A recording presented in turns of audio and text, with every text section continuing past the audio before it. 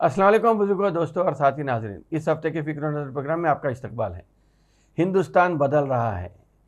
हिंदुस्तान की सियासत और सबसे ज़्यादा हिंदुस्तान की मईशत बदल रही है, मगर अच्छे के लिए नहीं बल्कि बुरे के तरफ करवट ले रही है मईशत। अब तक हिंदुस्तान में अमीर और गरीब में कुछ ऐसा राब्ता था जो दिखाई नहीं देता था, मगर अब ऐसा लग रहा है कि राब्ता टूट गया है, बल्कि दोनों के बीच इतनी दूरियां आ गई हैं कि अब एक दूसरे के बीच में गैप बहुत बढ़ गया है। कोविड लॉकडाउन में ये कहा जाता है कि पैसे वाला या अमीर आदमी और ज़्यादा अमीर होता चला गया। हिंदुस्तान के अरबपतियों की दौलत में 35% तक का इजाफा हुआ था। मुकेश अंबानी सबसे ज़्यादा दौलतमंद तरीन आदमी हैं और ये कहा जाता है कि लॉकडाउन के दौरान हर घंटे को मुकेश अंबानी की आमदनी 90 करोड़ रुपए थी। जबकि अगर यही देखेंगे तो हिंदुस्तान के 25% आबादी ऐसी थी जो सिर्फ बमुश्किल 3,000 रुपये कमाकर अपनी ज़िंदगी गुजार रही थी। ये भी कहा जाता है कि अगर मुकेश अंबानी की दौलत मजमूई तौर पर देखें तो 40 करोड़ रोज़ाना की ज़िंदगी या रोज़ाना जो कमाने वाले लोग हैं वैसे 40 करोड़ लोगों को 5 महीनों तक दे सकते इतनी आमदनी या इतनी दौलत मुकेश अंबानी के पास है। यही नहीं, एक और रिपोर्ट आई है जिसमें यह कहा गया है कि हिंदुस्तान के 20% गरीब यानी 20 करोड़ या 25 करोड़ गरीब हिंदुस्तान के ऐसे हैं जिनमें 6% ही 25 करोड़ में 6% लोगों के पास ही अपने घर में नॉन शेड बाथरूम है या सैनिटेशन का इंतज़ाम है उनके घरों में, ये कहा जाता है। जबकि ये भी कहा जाता है कि तकरीबन 93% के पास घर हैं और घर में भी ऐसे लोग हैं जिसमें 60% इसमें एक कमरे में अपनी ख़ानदान के साथ रहते हैं। बहरहाल हिंदुस्तान है, यहाँ पे 10 रुपये में भी लोग खाना खाते हैं और 10,000 रुपये में भी लोग खाना खाते हैं। यही हिंदुस्तान की एक ऐसी अनोखी दास्तान है जो हर जगह जिसकी बात कही जाती है। इसी में अगर देखेंगे तो एक नई ताज़ा रिपोर्ट में ये भी कहा गया है कि आज अमीर और गरीब के बीच में फासले के ऊपर एक रिपोर्ट आई है जिसमें यह कहा गया है कि हिंदुस्तान में 92 लाख या 92 लाख लोग ऐसे हैं जिनकी औसत आमदनी सालाना 53 लाख रुपए है और वो करोड़पति लोग भी हैं और 10% लोग ऐसे हैं जो करोड़पति हैं और उनकी तादाद है 9 करोड़ लोग हैं जो जिनकी माहाना आमदनी कम से कम 1 लाख बल्कि 1.5 लाख रुपए के करीब उनकी आमदनी है। अगर उनकी वेल्थ के हिसाब से या उनकी दौलत के हिसाब अगर करेंगे तो तकरीबन 50 करोड़ लोग हिंदुस्तान में ऐसे हैं जो 1,63,000 रुपये कमाते हैं और 60 करोड़ लोग ऐसे हैं हिंदुस्तान में जो 71,000 रुपये साल भर में कमा लेते हैं।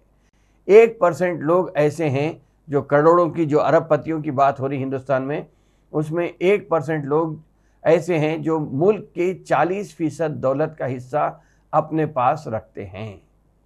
अगर यही चीज़ देखेंगे 1% लोगों की और 40% दौलत हिंदुस्तान की मजमूई दौलत का हिस्सा अगर देखेंगे तो इसकी तारीख़ में अगर जाएंगे तो 1922 में 1% मालदार के पास हिंदुस्तान की दौलत 13% दौलत थी जो आज 40% हो गई है। बल्कि 1982 में अगर देखेंगे तो 1% मालदार लोगों के पास 6.3% हिंदुस्तान की दौलत का हिस्सा था। लेकिन आज मोदी साहब का दौर है, चंदा दो धंधा लो की जो बात आ रही है उसमें ये बहुत ज़्यादा तब्दीली आ गई है, जहाँ पे 1% लोग 92 लाख लोगों के पास हिंदुस्तान की 40% दौलत उन्हीं के इर्द गिर्द फिर रही है। मुसलमान को मोदी मार रहा है या मुसलमानों के तयन मोदी की जो पॉलिसी है उसको देखकर बहुत सारे लोग मोदी साहब के गुण गा रहे हैं या मोदी भक्त कहलाए जा रहे हैं। लेकिन हकीकत अगर ये है, क्रोनोलॉजी अगर समझेंगे तो ये है कि हमारी बर्बादी पे खुश हो रहे वाले जो लोग हैं उन्होंने अगर अपने अपने हालात को भी देखेंगे तो उनके लिए भी कोई अच्छा काम नहीं हो रहा है, वो भी हिंदुस्तान में परेशान ही हैं। और अब परेशानी का अगर हल होना है तो 2024 में इलेक्शन आ रहा है, 1 महीने के अंदर इलेक्शन भी शुरू हो जाएगा और यहाँ पे अगर सोच समझ के वोट डालते हैं, चाहे वो मुसलमान हो चाहे वो हिंदुस्तानी कोई भी हो, अगर वो सोच समझ के अपनी जेब में देखकर कितने पैसे हैं या अपनी हालात जिस तरीके से जो ज़िंदगी 10 साल से गुजार रहे हैं वो देखकर अगर वोट डालते हैं तो मैं समझता हूं कि कुछ हालात बदल सकते हैं। वरना अगर फिर से मज़हब का चश्मा पहन के मंदिर मस्जिद हिंदू मुसलमान के नाम पे वोट पड़ता है तो अपनी बर्बादी के जिम्मेदार आप खुद ही रहने वाले हैं। एक और बात है कि इसी हफ्ते जुमे के दिन वर्ल्ड वाटर डे मनाया गया है। एक बात तो हो गई पॉलिटिक्स की, दूसरा एक अहम मौजू जो है मैं इस हफ्ते बोलना चाह रहा था कि जुमे के दिन पूरी दुनिया भर में वर्ल्ड वाटर डे मनाया गया है। और अगर वर्ल्ड वाटर डे मनाया जाता है यहाँ तक तो ठीक है, मगर आने वाले दिन महीने और साल कितने भयानक होने वाले हैं इसका अंदाज़ा भी इस वर्ल्ड वाटर डे के दिन कई रिपोर्ट्स शाये हुए हैं। इंडियन मेट्रोलॉजिकल डिपार्टमेंट का भी एक रिपोर्ट आई है, वर्ल्ड वेदर रिपोर्ट भी एक आई है जिसमें यह कहा गया है कि इस साल सबसे ज़्यादा गर्मा गर्म रहने वाला है। मौसमी एतबार से हो सकता गर्मा गर्म रहने वाला है, सियासी एतबार से तो वैसे भी पूरा माहौल गर्माने वाला ही है, मगर आबादी जिस तरीके से बढ़ रही है, मकानात जिस तरीके से बनाए जा रहे हैं और साथ में जो पानी का इस्तेमाल हो रहा है या पानी की जो फजूल खर्ची हो रही है उसको लेकर अगर देखा गया तो इंसान हैवान भी आज परेशान होता चला जा रहा है। पड़ोसी रियासत में बेंगलोर में आज पानी का मसला बहुत ज़्यादा संगीन रूप इख्तियार कर गया है, लेकिन अगर इसी को हम देखेंगे तो आज पूरे हिंदुस्तान में भी हालात पानी को लेकर काफ़ी हद तक ख़राब होते चले जा रहे हैं। एक शख्स को 1951 में 5180 किलो लीटर पानी दस्तयाब था, जो 2011 में 1651 किलो लीटर तक घट गया है। 2021 में यही तादाद और कम होकर 10 साल में 1486 किलो लीटर हो गई है और 2051 में ये अंदाज़ा लगाया जा रहा है कि ये 1228 किलो लीटर तक सुकड़ जाएगा। अब पानी कम हो जाएगा तो पीने के लिए भी पानी नहीं रहेगा, लेकिन सबसे ज़्यादा पानी अगर देखेंगे तो हिंदुस्तान में ज़राअत के लिए खर्च होता है और जिस तरीके से धान और गेहूं उगाने के वास्ते जो पानी इस्तेमाल हो रहा है, ये 77% पानी खेती बाड़ी के लिए इस्तेमाल होता है। आबादी के एतबार से अगर हम बात करेंगे तो हिंदुस्तान में दुनिया भर की आबादी का 18% हिस्सा यहाँ पे रहता है और पानी के एतबार से हम बात करेंगे तो सिर्फ 4% पानी हिंदुस्तान में है जो पीने के काबिल है। शुमाली हिंद में अगर हम देखेंगे तो ख़ास तौर पे शुमाली हिंद में बहुत ज़्यादा प्रॉब्लम है और शुमाली हिंद जो कि हिंदी हार्टलैंड भी कहा जाता है, या वही एरिया है जहाँ से मोदी साहब का बोलबाला है, मोदी साहब को सबसे ज़्यादा सीट भी वहीं पे मिलते हैं। वहाँ पे ये कहा जा रहा है कि हिंदुस्तान में 40% दरियाएं ऐसे हैं जो आज पोल्यूटेड हैं, जिसका पानी पीने के काबिल नहीं है। 193 में से अगर हिंदुस्तान की रैंकिंग देखें तो 130वें नंबर पर हिंदुस्तान है जहाँ पे पीने का पानी शहरियों को मुयस्सर नहीं है। तो ऐसे हालात में हिंदू मुसलमान को लेकर आगे बढ़ते चले जाना मैं समझता हूँ कि दुरुस्त हो भी सकता है। जिसको कुर्सी की गरज है उसे कोई भी चीज़ सब चीज़ जायज़ होती है, लेकिन आबादी के एतबार से देखेंगे तो आबादी आज हिंदुस्तान की आबादी पानी को लेकर परेशान है। सियासत अपनी जगह है, मज़हब अपनी जगह है, लेकिन पानी का मसला भी अपनी जगह आता जा रहा है।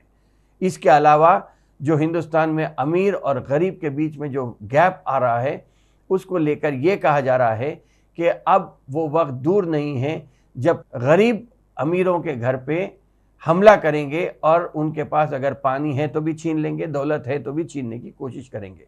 अगर खाना जंगी की सूरत हाल आती है और अगर इसमें मज़हब का जहर घोला जाता है तो फिर ये कल के दिन और ज़्यादा संगीन रुख इख्तियार करता जा सकता है।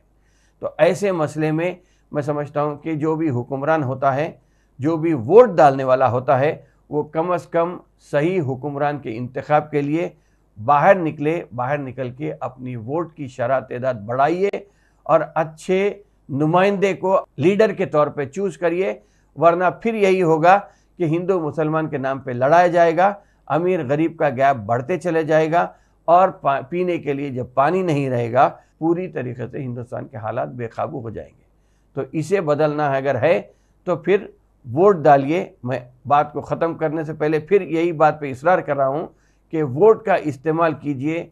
जिस तरह आप नमाज का एहतमाम करते हैं, इलेक्शन के दिन वोट डालने का भी एहतमाम करिए। एक दिन रोज़ा है समझिए, बग़ैर नाश्ता करे ही निकल जाइए। सुबह सुबह निकल के वोट की तादाद बढ़ाइए। अगर वोट की तादाद बढ़ती है तो फिर हालात हमारे मुवाफ़िक हो सकते हैं, वरना यही होगा कि अरविंद केजरीवाल को पकड़ के जेल में डाल दो, के कविता को पकड़ो जेल में डाल दो। हो सकता है कि कल राहुल गांधी को भी पकड़ के जेल में डालने की बात हो। बहरहाल ऐसे तो मामले होते आ रहे हैं जो हम गुज़िश्ता 10 साल से देखते आ रहे हैं। बहरहाल बदलने का मौका है। आप हिंदुस्तान को भी बदल सकते हैं, अपनी तकदीर भी बदल सकते हैं और हिंदुस्तान के हुक्मरानों को भी बदल सकते हैं। 2024 का इलेक्शन आइंदा 50 साल की पूरी आपके मुस्तकबिल का फैसला करने जा रहा है। तो आप सोच समझकर तरगीब दीजिए, आपको नहीं, अपने घर वालों को, अपने आजू बाजू पड़ोस वालों को ये बोलिए कि वोट का इस्तेमाल करना बहुत ज़रूरी है। बहरहाल यही चंद बातें हैं। रमज़ान का महीना है। मैं इससे पहले भी प्रोग्राम में कहा था कि इफ्तार पार्टी में मुलाकात होगी, बहुत लोगों से मुलाकात भी होगी, मुसाफहा भी होगा, बातचीत भी होगी। इनमें यही बात को आम कीजिए कि इस बार वोट डालना बहुत ज़रूरी है। बहरहाल इसी बात के साथ मैं अपने प्रोग्राम को यहीं पे ख़त्म करता हूँ। इंशाअल्लाह ताला आइंदा हफ्ते फिर मुलाकात होगी, फिर बात होगी। शुक्रिया, खुदा हाफ़िज़।